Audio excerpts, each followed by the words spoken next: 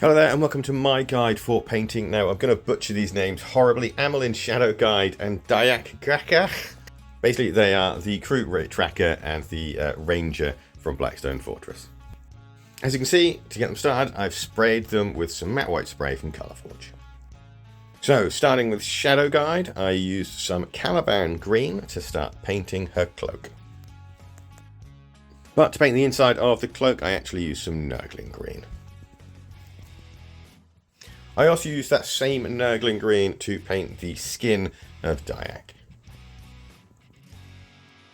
Then I used Beltan Green to wash the cloak of Shadow Guide. And Athonian Camo Shade for Dayak's skin. Once the washes have dried, I'm then going to relayer the Nurgling Green on the inside of Shadow Guide's cloak. And this will be followed by a 50-50 mix of Nurgling Green and Wraithbone for the highlight. To highlight the skin of the Kroot, I'm going to use a 50-50 mix of Nurgling Green and Ushabti Bone. And this will be followed by Ushabti Bone just by itself on the very peaks of the skin.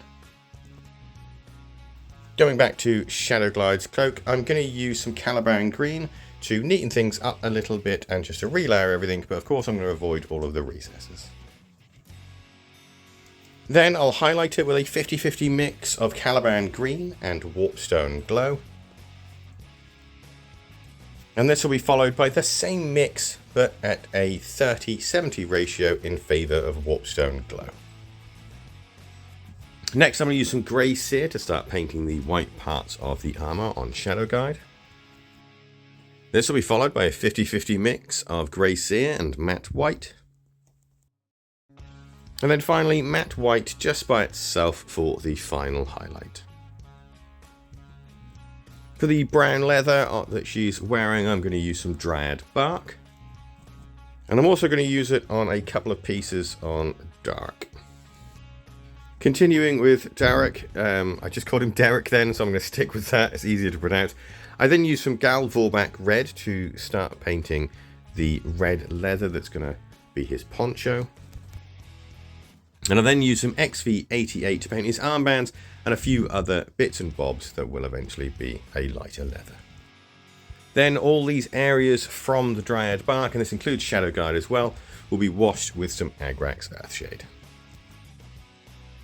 Once the wash is dried, I'm going to use a 50-50 mix of Dryad Bark and Gothor Brown for the first highlight on the brown leather. And for the second, it's going to be Gothor Brown just by itself. For the XV88, I'm going to mix a 50-50 mix of XV88 and Tau Light Ochre. And this will be followed by Tau Light Ochre just by itself for a final edge highlight. For the red leather, I'm going to use some Word Bearer's Red. Make sure you avoid any of the recesses. And this will be followed by using some Doombill Brown to pick out the sharper points and the sharper edges. And then to make the edges look even more worn, I'm going to stipple on a 50-50 mix of Doombill Brown and Wraithbone. And this will be followed by Wraithbone just by itself. Next, I'm going to paint Shadow Guide's face with some Cadian Flesh Tone, which I'll then wash with some Reikland Flesh Shade. While that dries, I'm going to use some Abaddon Black to paint like the ankle protectors of Dayak along with some straps and other pieces of leather, and I'm also going to use it to paint Shadow Guide's rifle. Then I'm going to use some Iron Hands Steel to paint any silver areas. And then I'm going to use some Dawnstone to paint the final straps and bits of leather on Dayak. Then all those areas from the Abaddon Black will be washed with some Nuln Oil. Before I continue with painting Shadow Guide's face, I'm first going to paint her eyes and the eyes of the Kroot, and for that I'm first going to use some Abaddon Black. Followed by some Matte White, now that's where I'm also going to leave Dayak. And then I'm going to use some more Abaddon Black to paint the pupils of Shadow Guide. I'm then going to use a 50-50 mix of Cadian flesh tone and Kislev flesh for the first highlight of the skin. And this will be followed by some Kislev flesh just by itself. I'm then going to use Wraithbone to paint any bits of thread that are connecting the leather armor. I'm then going to use Corvus Black to highlight any of the black areas. And this will be followed by Eshin Grey. To highlight the silver, I'm going to use a 50-50 mix of Iron Hand Steel and Stormhost Silver. And this will be followed by Stormhost Silver just by itself. Then, to highlight the grey, I'm going to use a 50-50 mix of Dawnstone and Grey Seer. Next, I'm going to use some Morghast Bone to paint the rest of the weapon. And I'm also going to use it to paint Diak's beak and his nails. I'll then give the beaks and the nails a quick wash with some Agrak's Earthshade. And the rifle will be given a wash with some Army Painter Soft Tone. While that dries, I'm going to go back to Shadow Guide, and any gold areas I'm going to paint with some Retributor Armor, which I'll then wash with some Reichland Flesh Shade. Once the wash is dried on the weapon, I'm going to relayer the Morghast Bone. And I'm going to give it a highlight with a 50-50 mix of Morghast Bone and Wraithbone. Then I'm going to use Wraithbone just by itself to highlight the claws and the beak.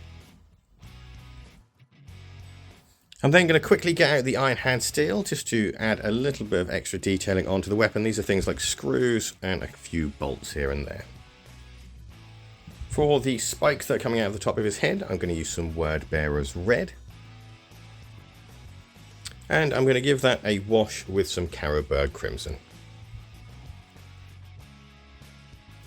Next, I'll highlight the gold with a 50-50 mix of Retributor Armor and Uruk Armor Gold. And this will be followed by Uruk Armor Gold just by itself. Next, I'm going to use Mephiston Red to paint all of the gems. I'm also going to paint the grip on the rifle, and there's a couple of ribbons I'm also going to paint with the Mephiston Red as well. These gems and ribbons will also get a wash with some Carroburg Crimson. To make the blade stand out a little bit, I'm going to use some Volobos Pink. And then I'm going to use Xandri Dust to paint the spikes or quills coming from Diak's arm. And these will be highlighted with a little bit of Screaming Skull. Then I'm going to use a 50-50 mix of Wordbearer's Red and Wraithbone to highlight the quills on his head. His quills have got a few bits of metal on there, so for those I'm going to use a little bit of Iron Hand Steel. To highlight the gems and the ribbons, I'm going to use some Evil Sunz Scarlet. And this will be followed by some Wild Rider Red. Then finally, I'm going to use a small dot of matte white just to represent a small hint of reflection.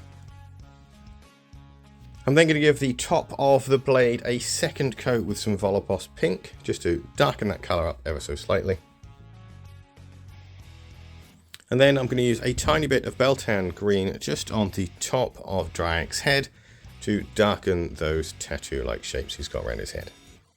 I'm going to use a little bit of thinned down Temple Guard Blue on the tip of the crystal that's between Shadow Guide's legs.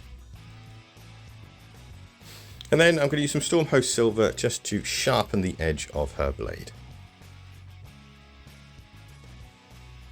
And once you've based them however you want to base them, that's these guys out of the way. I've got to say, they're an absolute blast to paint. Had a lot of fun doing so. Not entirely sure why I did pair the Kroot with the Eldar, but you know, it is what it is. Again, had an absolute blast painting them. They didn't take too long. They only took about 7 hours in total to complete.